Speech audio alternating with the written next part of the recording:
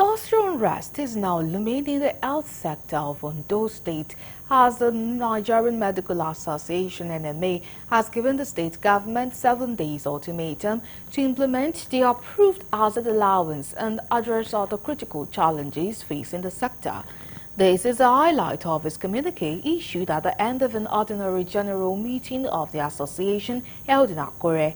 In the communique signed by the state chairman, Dr. Omoshenya Adeyemi, and the state secretary, Dr. Adeayo Omotenyife, Ondo NMA noted with concern the continuous shortage of manpower and modern medical equipment at various state hospitals.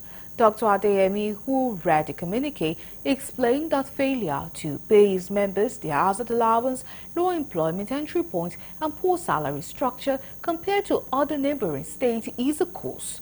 The NMA chairman lamented the doctors in the state are still earning ridiculous 5,000 naira as hazard allowance.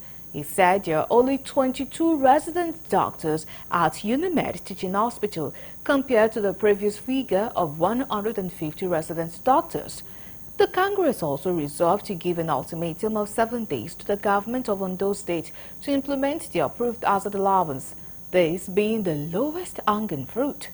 The failure to implement this after the expiration of 7 days, the relative industrial harmony in the state health sector shall no longer be guaranteed.